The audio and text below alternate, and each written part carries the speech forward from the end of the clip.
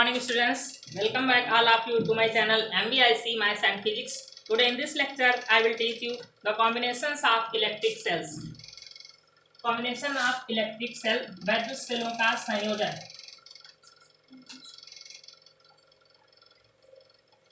ये दो प्रकार का होता है, ऐसे मेनली मुख्यतः ये दो प्रकार का होता है संयोजन। जैसे कि आप सेल को इस प्रकार भी जोड़ सकते हैं, ये सेल की नेगेटिव प्लेट हो गई, ये पॉजिटिव प्लेट हो गई। इस प्रकार से कई सेल आपने ले लिए। तो ये कॉम्बिनेशन जो हम जोड़ रहे हैं, आप रेजिस्टेंस के आधार पे बताइए कौन सा कॉम्बिनेशन है। ये सीरीज कॉम्बिनेशन है। जैसे रेजिस्टेंस को ऐड करते थे वैसे ये सीरीज कॉम्बिनेशन हो गया। ये सीरीज कॉम्बिनेशन हो गया। और इनका जो ईएमएफ होता है वो माइनस से प्लस प्लेट की ओर होता है। ये मान लीजिए इसका वैद्युत वाहक बल भी ई है, सबका वैद्युत वाहक बल सेम है। यहाँ भी ई है और यहाँ भी इसका वैद्युत वाहक बल ई है। सबका जो वैद्युत वाहक बल है वो सेम है। और इनका यहाँ पर जो रेजिस्टेंस है, इंटरनल रेजिस्टेंस, वो आर है। इंटरनल रेजिस्टेंस आप माइनस प्लेट के पास इस प्रकार से ऐड कर देंगे। तो ये सीरीज कॉम्बिनेशन हुआ। तो इस प्रकार से आपकी पहली हेडलाइन जो हो जाएगी, सेलों का श्रेणी संयोजन। ये लिख लीजिए, सेलों का श्रेणी क्रम संयोजन पहली हेडलाइन।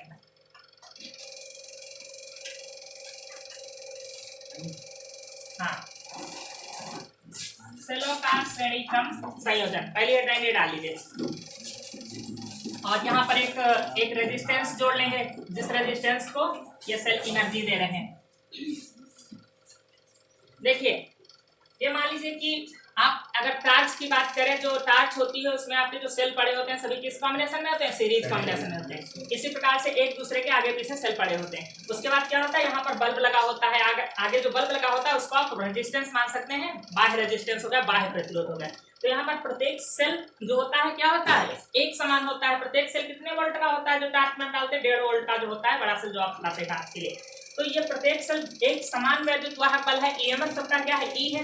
सबका इंटरनल रेजिस्टेंस क्या है, आर है। और इनके द्वारा जिस उपकरण को आप प्रयोग कर रहे हैं उस उपकरण का रेजिस्टेंस क्या है, कैपिटल आर है। ठीक है। तो यहाँ पर अगर हम कहें कि करंट फ्लो हो रहा है, जैसे करंट किधर से किधर को चलता है, माइनस से प्लस प्लेट। यहाँ पर प्लस से निकलेगा और यहाँ पर चलेगा प्लस से माइनस की ओर, और सेल के अंदर चलेगा माइनस से प्लस की ओर। तो यहाँ पर करंट पॉजिटिव प्लेट से इससे निकलकर ऐसे जा रहा है, ये आई हो गया। तो हमको पहले निकालना है इसमें टोटल रेजिस्टेंस कितना लगा हुआ है।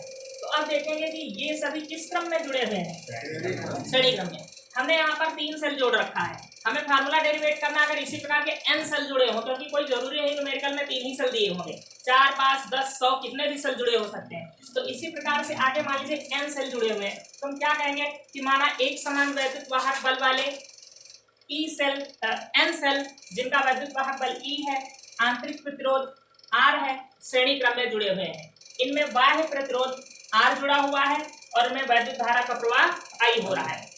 तो अब अगर हमको टोटल प्रतिरोध निकालना है तो पहले हम श्रेणी क्रम में ये जो सेल जुड़े हुए हैं कितने n, पहले इनका प्रतिरोध निकालेंगे। तो यहाँ पर हम क्या लिख सकते हैं, श्रेणी क्रम में जुड़े आर प्रतिरोध वाले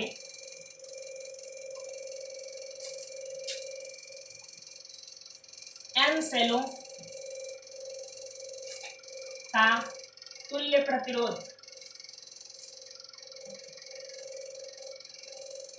अगर इसको हम r डैश से लिखें तो श्रेणी क्रम में सभी क्या किए जाएंगे, जोड़े जाएंगे ना। और ये कहाँ तक जोड़ा जाएगा, n तक। n जोड़े जाएंगे। जैसे आपने 2 जोड़ा है, 3, 4, 5, 6 से n सेल जोड़ेंगे। तो अब n तक इनका योगफल कैसे निकालोगे।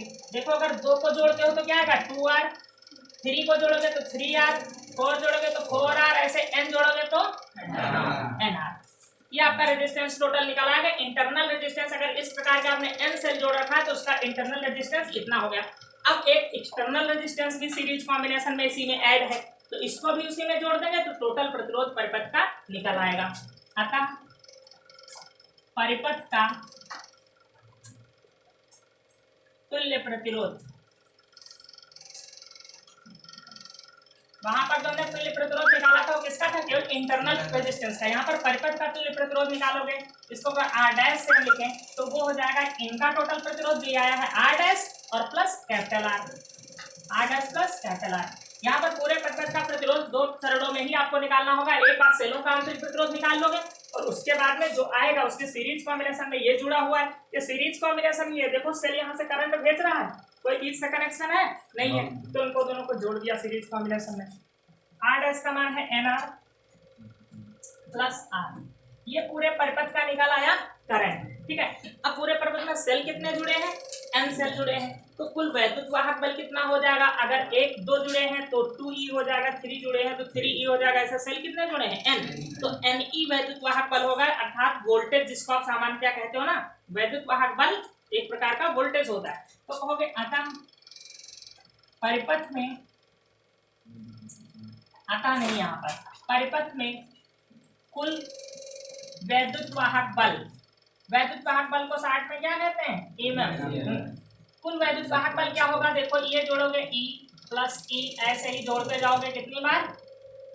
N सेल जुड़े हुए हैं, तो ये आपका हो जाएगा NE। तो आपका ये निकल आया पूरे परिपथ का कुल वोल्टेज या कुल EMF, और ये निकल आया कुल रेजिस्टेंस। अगर धारा निकालनी है I, तो I बराबर होता है V/R। तो ये हो गया टोटल V अर्थात टोटल वोल्टेज सर्किट का, और ये हो गया परिपथ का टोटल R हो गया, रेजिस्टेंस हो गया।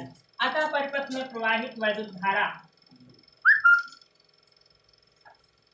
परिपथ में प्रवाहित वैद्युत धारा I बराबर होता है V/R। तो V का मतलब होता है परिपथ का कुल वोल्टेज, ये जो टर्मिनल वोल्टेज V है तो V रखेंगे, अगर EMF उसमें दिया है तो EMF भी तो एक प्रकार का वोल्टेज होता है, तो V को रखेंगे। तो कुल वोल्टेज यहाँ पर कितना है? NE कैपिटल E अपान कुल रेजिस्टेंस आया है NR प्लस R। ये आपका मेन फार्मूला हो गया। अगर किसी परिपथ में आपको निकालना पड़े कि कुल रेजिस्टेंस कितना है, कुल करंट कितना है, तो टोटल यही मेथड यूज करेंगे आप। टोटल जितने सेल जुड़े हुए हैं उनका EMF जोड़ेंगे, वो हो जाएगा, उसका कुल वोल्टेज हो जाएगा, और total resistance internal plus external जोड़ोगे। ठीक है, डेरिवेशन मेथड से ही न्यूमेरिकल होगा, तो आपको कुल प्रतिरोध निकल आएगा, तो E/R कर दोगे, परिपथ की कुल धारा निकल आएगी। ठीक है, अब यहाँ पर अगर इनका आंतरिक प्रतिरोध ना होता है इन सेलों का, क्योंकि हमारे लिए लाभप्रद क्या है? प्रतिरोध का ना होना, सेल का प्रतिरोध का ना होना, तो कहोगे यदि सेलों का आंतरिक प्रतिरोध बाह्य प्रतिरोध से बहुत कम हो, समझ रहे हो जो हम लिख रहे हैं? बाह्य प्रतिरोध से बहुत कम हो। अगर ये आंतरिक प्रतिरोध बहुत कम हो तो ये जो पूरा मान है ये बहुत छोटा मान हो जाएगा कैपिटल R से। तो हम यहाँ पर क्या कह सकते हैं? NR is less than R। जो NR होगा वो इससे बहुत छोटा मान हो जाएगा, जिसको हम हटा सकते हैं, अर्थात हम मान लें कि रेजिस्टेंस उसमें इंटरनल वाला है ही नहीं। ठीक है, तो हमारा फार्मूला यहाँ से आ जाएगा I = NE/R। ये हमारा फार्मूला आ गया यहाँ से ये। तो अब देखें, अगर हम कहें कि इस सेल में, इस परिपथ में एक सेल जुड़ा होता तो कितना करंट मिलता? देखिए, अगर यहाँ पर एक सेल जुड़ा होता, आपको यहाँ पर बेनिफिट देखना है कि क्या बेनिफिट मिला हमको जो है इस सेल के जुड़े होने से। अगर बिना इंटरनल रेजिस्टेंस वाला एक सेल जुड़ा होता जिसका EMF E होता और प्रतिरोध R होता, तो इसमें धारा कितनी जाती? E/R। I बराबर V/R होता है। तो अगर एक सेल जुड़ा होता, उसका इंटरनल रेजिस्टेंस ना होता या बहुत ही कम होता, और बाह्य प्रतिरोध ये बल्ब या कोई भी जुड़ा हुआ है, तो एक सेल से धारा कितनी मिलती? E/R। आपने N सेल जोड़ दिया तो डायरेक्ट यहाँ देखो E/R का N गुना हो गया, अर्थात जितने सेल जोड़ दिए धारा उतने गुनी हो गई। तो श्रेणी क्रम में अगर हम सेलों को सीरीज कॉम्बिनेशन में जोड़े, यदि सेलों का प्रतिरोध बहुत ही कम हो, तो अगर हम श्रेणी क्रम में उनको जोड़े तो हमें बहुत अधिक लाभ प्राप्त होता है। क्या? कि जितने सेल जुड़ जाएंगे धारा उतनी गुनी हो जाएगी। देखो, हमने यहाँ पर N सेल जोड़ दिया तो धारा कितनी हो गई? N गुनी हो गई। एक सेल से धारा E/R, तो N सेल से कितनी मिल रही है? E/R का N गुना। तो यहाँ पर लिखा क्या जाता है कि यदि हम हमारे पास जो सेल हैं उनका रेजिस्टेंस बहुत कम है या 0 है, तो उसको किस क्रम में जोड़ना लाभप्रद होगा? श्रेणी क्रम में। अगर इनको समांतर क्रम में भी जोड़ दोगे तो नुकसान हो जाएगा। वहां पर आपको श्रेणी क्रम, समांतर क्रम में जोड़ चाहे जितने दो, धारा आपको एक सेल के ही बराबर मिलेगी। अगर रेजिस्टेंस 0 है और उनको समांतर क्रम में जोड़ दो, तो चाहे आप 10 सेल जोड़ दो, आपको करंट एक ही के बराबर मिलेगा। तो कोई लाभ हुआ? वहां पर नहीं हुआ। और श्रेणी क्रम में जोड़ने से क्या हुआ, आपने जितने सेल जोड़ दिया करंट उतने गुना हो गया। तो श्रेणी क्रम में जोड़ना सेलों को लाभप्रद होता है जब सेलों का इंटरनल रेजिस्टेंस बहुत ही कम हो, ठीक है, क्योंकि जितने सेल जुड़ते हैं धारा उतने ही गुने हो जाती है। यहाँ से क्वेश्चन आता है तो यही आता है कि सिद्ध कीजिए कि कम प्रतिरोध वाले सेलों को या बाह्य प्रतिरोध से बहुत कम प्रतिरोध वाले सेलों को श्रेणी क्रम में जोड़ना लाभप्रद होता है। ये लाइन लिखी होगी, आपको ये डेरिवेशन करना होगा, समझ पाए, लिखवा देंगे भी नहीं। नेक्स्ट हेडलाइन है आपका सेलों का समांतर क्रम संयोजन। वही सेल है, वही हम n सेल ले रहे हैं जिनका वैद्युत वाहक बल प्रत्येक का इक्वल है और उनको हम समांतर क्रम में जोड़ दे रहे हैं।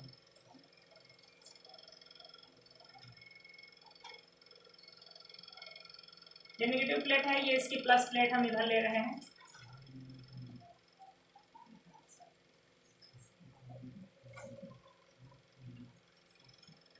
फिर से फिगर बना रहे इसका इस प्रकार से कर लें।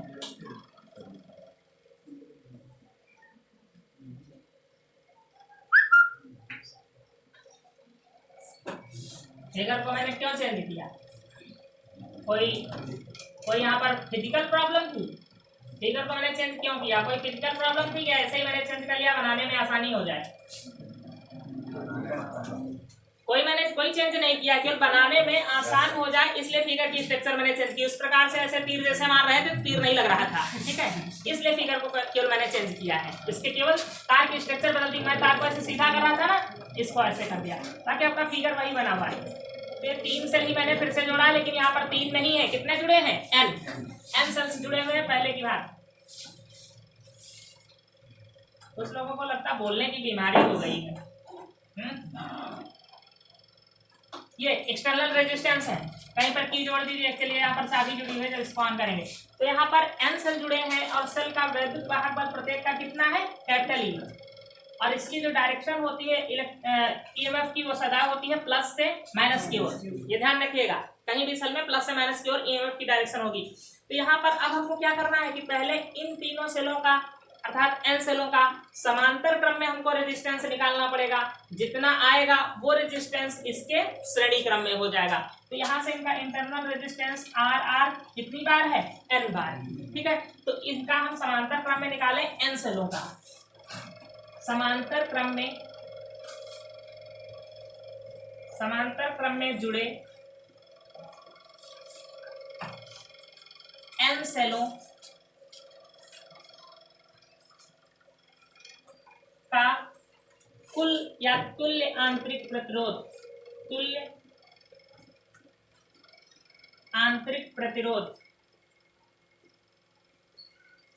ये समांतर क्रम में जुड़े हुए, तो समांतर क्रम का फार्मूला क्या होता है, 1/r कर दें तो हो जाएगा 1/r plus 1/r plus 1/r, कहाँ तक जाएंगे, n तक, 1/n नहीं, n बार तक आप जोड़ेंगे। जैसे कहें 2 बार जोड़ेंगे, 3 बार, 4 बार, तो कितनी बार, n बार इसको जोड़ना पड़ेगा। तो 1/r डैश इक्वल टू, देखिए अगर 2 बार जोड़ोगे तो कितना आएगा, 2/r आ जाएगा। जब डिनोमिनेटर सेम होता है तो कैसे जोड़ेंगे, 1 + 1 2/r हो जाएगा। 3 बार जोड़ोगे तो 3/r आ रहा है, 4 जोड़ोगे तो 4/r आ जाएगा। तो n बार जोड़ने से क्या आ जाएगा, बहुत अच्छी गणित है ना तुम लोगों की, n/r आ गया। अब अगर यहाँ से हम ये निकाल लें r डैश इक्वल टू, तो कितना आ गया, विक्रम कर दोगे r/n, ये आपका इंटरनल रेजिस्टेंस निकल आया सभी सेलों का समांतर क्रम में। न्यूमेरिकल में ऐसे ही सॉल्व करोगे, यहाँ पर कोई कैलकुलेशन के लिए मैथमेटिक फार्मूला नहीं लगेगा आपका, ऐसे ही आपके जितने सेल जुड़े होंगे जोड़ लोगे, उनको सॉल्व कर लोगे। तो ये अभी केवल यहाँ का टोटल रेजिस्टेंस निकल आया। अगर यहाँ टोटल रेजिस्टेंस हमने निकाल लिया है तो उसके ये R किस क्रम में होगा, श्रेणी क्रम में हो जाएगा। अतः परिपथ का तुल्य प्रतिरोध, परिपथ का मतलब हुआ कि पूरा प्रतिरोध आपको निकालना है। श्रेणी क्रम का फार्मूला लगाएंगे R dash plus capital R dash से तो निकाल चुके हैं पूरा, तो ये आपका हो जाएगा R/n प्लस R। तो ये टोटल रेजिस्टेंस इस प्रकार से निकलेगा जो समांतर क्रम में सेल जुड़े होंगे। टोटल रेजिस्टेंस निकल आया है, अब टोटल EMF हमको निकालना है। समांतर क्रम में वोल्टेज पूरे परिपथ में एक ही रहता है, यहाँ पर वोल्टेज E है, यहाँ पर भी E है, यहाँ पर भी E है, तो पूरे जो ये रेजिस्टेंस है इसको वोल्टेज कितने मिलेगा, E केवल मिलेगा। अभी हमने वहां पर Ni किया था श्रेणी क्रम में जितने सेल होते हैं सबका वोल्टेज जुड़ जाता है, लेकिन समांतर क्रम में जितना यहाँ वोल्टेज है उतना यहाँ है वही यहाँ भी रहेगा, समांतर क्रम में वोल्टेज सेम रहता है। तो यहाँ पर हम धारा निकालने के लिए जो हम EMF लेंगे तो Ne लेंगे कि केवल E लेंगे? केवल E हमको लेना पड़ेगा यहाँ पर। अतः परिपथ में प्रवाहित वैद्युत धारा I बराबर E बटे R। E कुल वैद्युत वाहक बल हो जाएगा, चाहे जितने सेल जुड़े हो समांतर क्रम में E ही रहेगा, और R डैश इसका इंटरनल रेजिस्टेंस प्लस बाह्य रेजिस्टेंस हो जाएगा। तो E अपान R अपान N प्लस R। नीचे थोड़ा सा सॉल्व कर लीजिए, N एलसीएम ले लीजिए। तो N एलसीएम लेंगे, यहाँ पर इसके नीचे 1 है तो N का ऊपर मल्टीप्लाई हो जाएगा ना, Ne अपान यहाँ पर आ जाएगा R प्लस NR। तो आपका फार्मूला आया है I equal to Ne upon R plus NR। अब अगर यहाँ पर हम कह दें सेलों का आंतरिक प्रतिरोध बहुत कम हो, यदि बाह्य प्रतिरोध से सेलों का आंतरिक प्रतिरोध बहुत कम है तो ये R क्या हो जाएगा? 0। यदि सेलों का आंतरिक प्रतिरोध बाह्य प्रतिरोध से बहुत कम हो, बाह्य प्रतिरोध से बहुत कम है, तो ये जो R होगा ये R लेस देन NR, अर्थात ये आंतरिक प्रतिरोध बहुत अगर कम है तो ये हो जाएगा 0 और बचेगा क्या वहां पर? NR बचेगा। तो आपका ये हो जाएगा I equal to Ne upon NR। N cancel हो जाएगा, N कैंसिल हो गया, आपको मिलेगा क्या? I equal to E upon R। आपने सेल जोड़ा 10 और करंट मिल रहा है केवल एक सेल के बराबर। E बटे R क्या है? एक सेल से मिलने वाला करंट, एक सेल से मिलने वाला करंट हो जाएगा एक सेल का विद्युत वाहक बल अर्थात वोल्टेज, और एक सेल से जो जुड़ा हुआ है आगे प्रतिरोध। तो अगर इंटरनल रेजिस्टेंस जो है वो बहुत कम है तो हमको समांतर क्रम में जोड़ना कोई लाभ नहीं है, क्योंकि सेल हमने जोड़ रखा N, लेकिन हमको करंट कितना मिल रहा है? केवल एक सेल के बराबर। ठीक है, तो ये यहाँ पर क्वेश्चन कैसे आता है कि सिद्ध कीजिए कि यदि सेलों का आंतरिक प्रतिरोध बहुत कम है तो उनको समांतर क्रम में जोड़ना लाभप्रद नहीं है। समझ पा रहे हैं इस बात को? क्यों लाभप्रद नहीं है? सेल जोड़ा N और करंट मिल रहा है केवल एक सेल के बराबर। तो ऐसी टेक्नोलॉजी का हम यूज कर वहां कर सकते हैं जहां हमको सेल हमारे पास बहुत ज्यादा रखे हो, उनको यूज करना हो, कहीं गायब ना हो जाए घर से, तो उनको हम जोड़ दें एक दूसरे में और करंट लेते रहे तो काफी समय तक करंट मिलेगा, लेकिन करंट बहुत ही कम मिलेगा। समझ रहे हैं? यहाँ पर क्वेश्चन जो आता है वो इसी फॉर्म में आता है जो हम लास्ट में स्टेटमेंट आपको लिखा। नेक्स्ट हेडलाइन है आपका सेलों का मिश्रित संयोजन। देखिए जैसे कि आप यहाँ पर फिर से हम फिगर को थोड़ा सा चेंज कर रहे हैं, तो ये मत समझिएगा कि अपनी सुविधा के लिए चेंज कर रहे हैं, फिगर वही आपका। देखो एक लाइन में हमने जोड़ दिया कितने सेल? N सेल श्रेणी क्रम में, और पास में जोड़ रहे हैं, समझिएगा। अगर 2 ही जोड़ ले, मान लीजिए N जुड़े हैं, है ना, हमने 2 जोड़ा है, लेकिन यहाँ पर जानते हो कितने जुड़े हैं? N सेल जुड़े हैं, प्रत्येक का EMF जो है वो सेम है, E है, रेजिस्टेंस यहाँ पर स्मॉल r है, इसका भी EMF E है और रेजिस्टेंस स्मॉल r है, इंटरनल रेजिस्टेंस। इस प्रकार की इसमें कितनी सेलें जुड़ी हैं? N। ठीक है, तो इस प्रकार की कई पंक्तियां हैं। एक और पंक्ति इसी प्रकार की है यहाँ पर, इंटरनल रेजिस्टेंस स्मॉल r। जो बच्चा पीछे जो है दांत निकाल रहा है वो कुछ समझ नहीं रहा है। जब हम बोर्ड पर हैं तो आपको बहुत ही सीरियसली समझना चाहिए, क्योंकि हम बता रहे हैं, कुछ हम खड़े थोड़े हैं यहाँ पे। यहाँ पर जो पंक्ति ऊपर थी N सेल जुड़े थे, इसमें भी N सेल जुड़े हुए हैं। तो इस प्रकार की हम मान रहे हैं M पंक्तियां बनी हुई हैं, इस श्रेणी क्रम में जोड़ करके और कई पंक्तियां बना ली गई। तो इस प्रकार की कितनी पंक्तियां हैं? M। अब हम सब पे नहीं बना रहे हैं, अपना E और R आप लिख सकते हैं। हमने 4 पंक्तियां बनाई है, लेकिन इस प्रकार की कितनी पंक्तियां हैं? M। और प्रत्येक में सेल कितने जुड़े हैं? N सेल इसमें, N सेल इसमें, N इसमें भी है, N इसमें है, और टोटल पंक्तियां कितनी हैं? M। तो अब आपको निकालना है फिर, अगर ये एक बैटरी बन के तैयार हुई है, इस बैटरी को हम अगर जोड़ दें किसी एक्सटर्नल रेजिस्टेंस R से, तो क्या प्रभाव पड़ेगा करंट पर, इससे क्या हमको लाभ मिलेगा या लाभ नहीं मिलेगा। तो हम कैसे टोटल रेजिस्टेंस कैसे निकालेंगे, आपको ये पहले जानना है। देखिए आर रेजिस्टेंस वाले एक लाइन में कितने रेजिस्टेंस जुड़े हैं, एन, तो पहले हम उनका निकाल लेंगे रेजिस्टेंस। फिर जो रेजिस्टेंस यहाँ पर आ जाएगा उसी प्रकार की एम लाइनों का हम प्रतिरोध निकाल लेंगे समांतर क्रम में। तो सबसे पहले हम निकालेंगे, जैसे इसको पंक्ति 1 मान सकते हैं हम, 1 2 3 4। पंक्ति 1 में जुड़े आर जुड़े एन सेलों का तुल्य आंतरिक प्रतिरोध, ये इंपॉर्टेंट डेरिवेशन है मिश्रित वाला, तुल्य आंतरिक प्रतिरोध। तो श्रेणी क्रम में जुड़े हैं तो आर डैश बराबर क्या हो जाएगा, R plus R dot dot N. तो आर डैश बराबर हो जाएगा एन आर। ये बात क्या समझ पाए। अब यहाँ पर भी एन आर है, आप सोच सकते हैं यहाँ ये कई समांतर क्रम में हो गए कॉम्बिनेशन, यहाँ पर भी एन आर रेजिस्टेंस है, यहाँ भी एन आर है, यहाँ भी एन आर, इस प्रकार की पंक्तियां कितनी है, एम पंक्तियां हैं। तो अब हम एन आर प्रतिरोध समांतर क्रम में कितनी बार जोड़ेंगे, एम टाइम से जोड़ेंगे। आर डैश प्रतिरोध चाहे आर डैश लिख लो या R dash equal to N R, प्रतिरोध वाली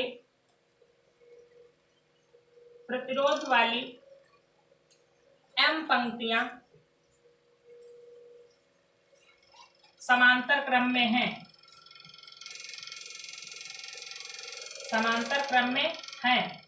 अतः तुल्य प्रतिरोध अगर इसको हम आर डबल डैश कर लें तो ये क्या होगा, देखो 1 अपान एन आर, क्योंकि ये एक हो गया, दूसरा तीसरा चौथा सब समांतर क्रम में जुड़े हैं ना, प्लस 1 अपान एन आर डॉट डॉट कितनी बार, एम बार। ये लाइन भी इस प्रकार की लाइनें कितनी बार जोड़ी जाएंगी, एम बार जोड़ी जाएंगी। तो 1 upon R double dash equal to, अगर 2 को जोड़ते हो तो क्या आता है 2 अपान एन आर, 3 को जोड़ते हो तो क्या आता है 3 अपान एन आर। तो एम लाइन को जोड़ोगे तो क्या आ जाएगा, एम अपान एन आर। ठीक है, तो अब आर डबल डैश अगर हम निकालेंगे तो क्या हो जाएगा, एन आर अपान एम। तो ये टोटल इंटरनल रेजिस्टेंस अभी निकला हुआ है। अब इसमें एक्सटर्नल वाला सीरीज कॉम्बिनेशन में हो जाएगा, यहाँ का टोटल निकल आएगा, इसके सीरीज कॉम्बिनेशन में क्या हो गया, कैपिटल आर हो गया। तो कैपिटल आर को सीरीज कॉम्बिनेशन में जोड़ दीजिए, क्योंकि आर डबल डैश के श्रेणी क्रम में आर जुड़ा हुआ है,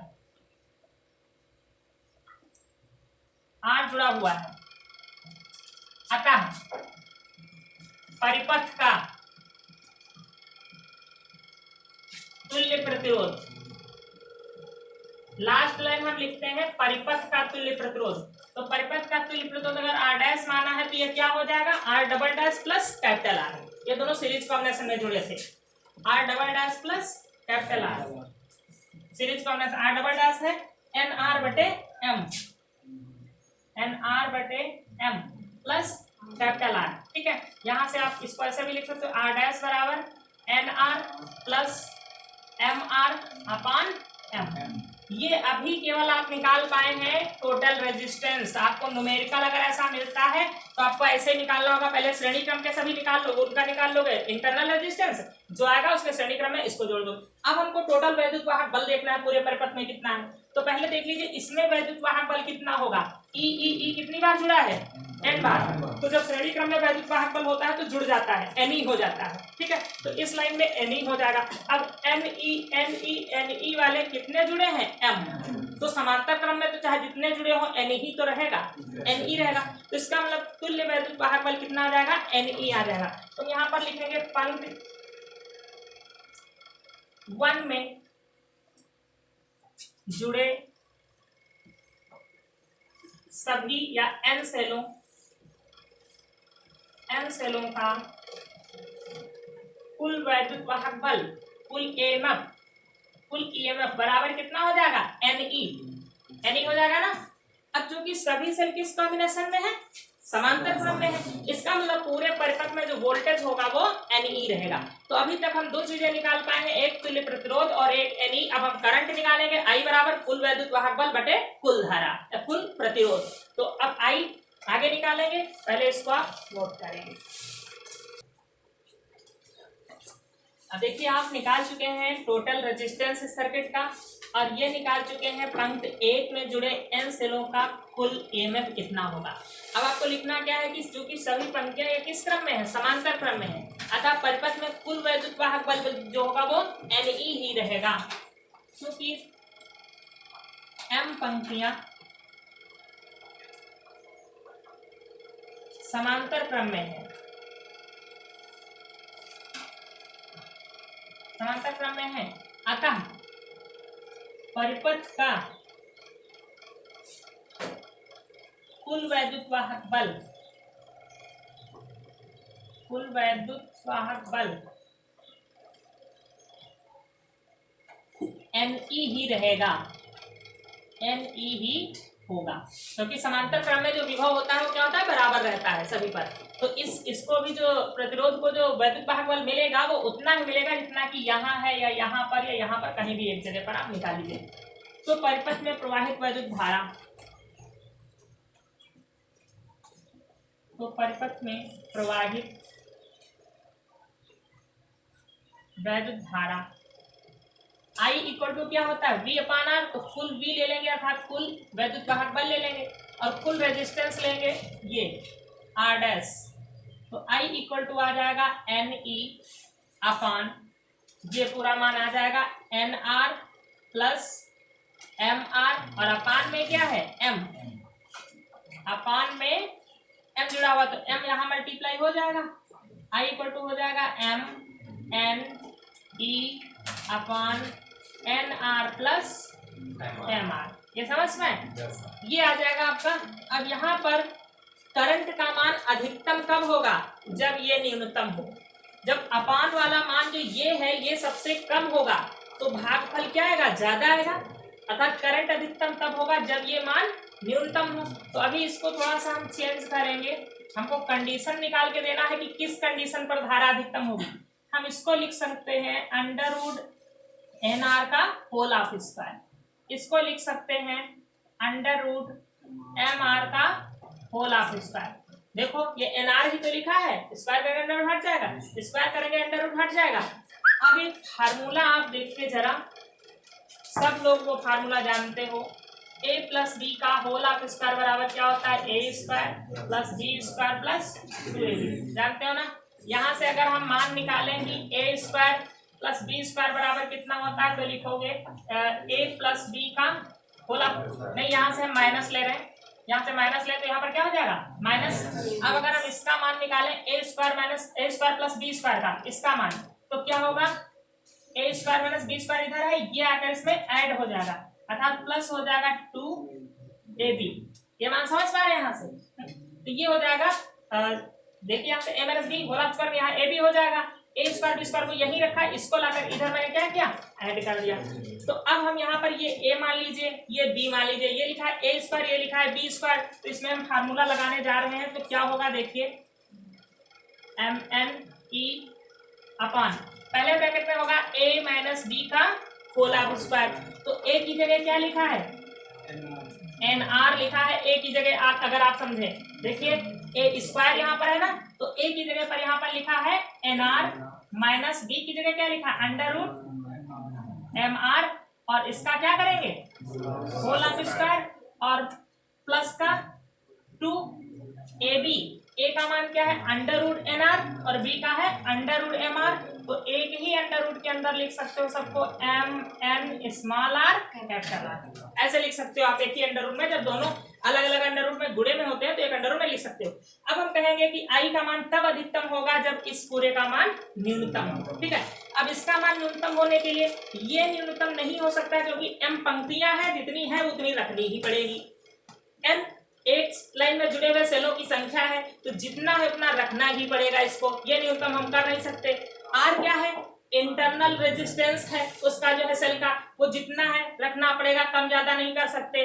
बाह्य प्रतिरोध भी जितना है उतना रखना पड़ेगा, इसको बदल नहीं सकते। तो ये तो फिक्स है, न्यूनतम नहीं हो सकता, लेकिन ये कम ज्यादा हो सकता है। अगर दोनों कहीं बराबर बराबर हो गए तो क्या हो जाएगा, जीरो। कम ज्यादा हो सकता है ना, इसका मान जीरो भी हो सकता है, ज्यादा भी हो सकता है, लेकिन इसका मान तो फिक्स है। तो हम कहेंगे धारा अधिकतम होगी अगर ये न्यूनतम हो, इसकी हम बात ही नहीं करेंगे। देखिए जब अपान में मान कम होता है तो भागफल ज्यादा आता है, अर्थात ये पूरा अगर न्यूनतम हो तो आई का मान क्या होगा, अधिकतम हो जाएगा। लेकिन ये तो न्यूनतम हो नहीं सकता है, फिक्स है। तो हम कहेंगे यदि ये न्यूनतम हो तो धारा का मान ज्यादा आएगा। यहाँ पर ये बोला जाएगा कि यदि under root N R minus under root M R whole of square न्यूनतम हो तो आई का मान अधिकतम होगा। ये चीज क्या यहाँ पर समझ पाएंगे, इसको मैंने क्यों नहीं लिया, ये तो फिक्स है, कम ज्यादा नहीं हो सकता। इसके चांस है कि ये जीरो भी हो सकता है, इसका मान सबसे कम जो आ सकता है कितना, जीरो। अच्छा क्या इस पूरे का मान माइनस आ सकता है कभी, मैथ वाले तो समझ सकते हैं क्या माइनस कभी हो सकता है, कभी नहीं होगा, क्योंकि होल ऑफ स्क्वायर लगा है।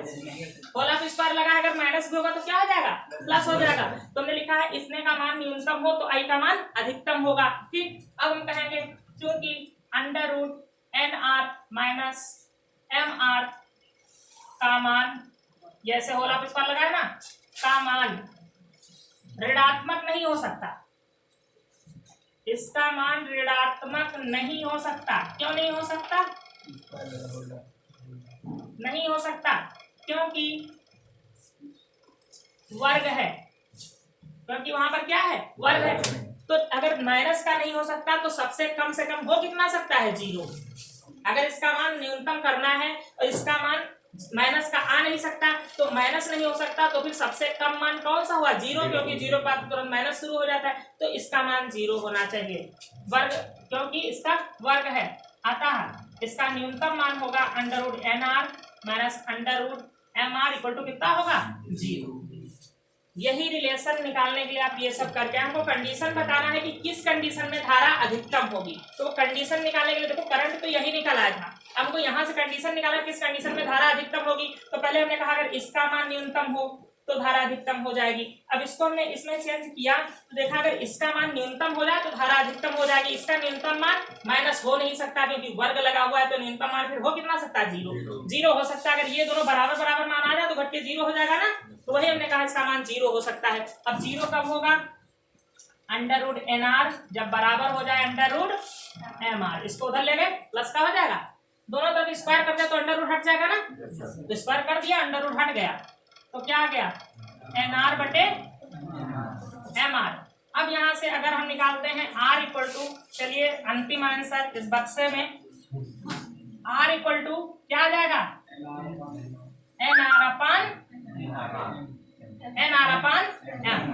अब इसको जरा देखिए, अगर आप वहां से इसको देखिए, आप जब हमने निकाला था कुल प्रतिरोध आर डबल डैश, जब हमने कुल प्रतिरोध निकाला था यहाँ का, तो वो एन आर बटे एम ही आया था, कुल आंतरिक प्रतिरोध। देख लीजिए हमने तो यहाँ मिटा दिया, कुल आंतरिक प्रतिरोध आया था एन आर बटे एम आया था ना। तो अब आप लास्ट कंडीशन क्या बन गई कि अगर हमने मिश्रित कॉम्बिनेशन बनाया है, यहाँ पर मिश्रित संयोजन किया है, तो धारा हमको अधिकतम तब प्राप्त होगी जब कुल आंतरिक प्रतिरोध कुल बाह्य प्रतिरोध के बराबर हो जाए। ये हो गया बाह्य प्रतिरोध टोटल और ये हो गया टोटल आंतरिक प्रतिरोध। तो क्वेश्चन यहाँ पर कैसे आएगा कि सिद्ध कीजिए कि मिश्रित कॉम्बिनेशन जो होता है इसमें वैद्युत धारा अधिकतम तब होती है जब बाह्य प्रतिरोध का मान आंतरिक प्रतिरोध कुल तुल्य आंतरिक प्रतिरोध के बराबर हो जाए। ये आंतरिक तुल्य आंतरिक प्रतिरोध है, शायद वहाँ आर डबल डैश हमने लिखवाया है लास्ट वाला, ठीक है। तो ये कंडीशन निकाल के हमको देनी होती है यहाँ पर।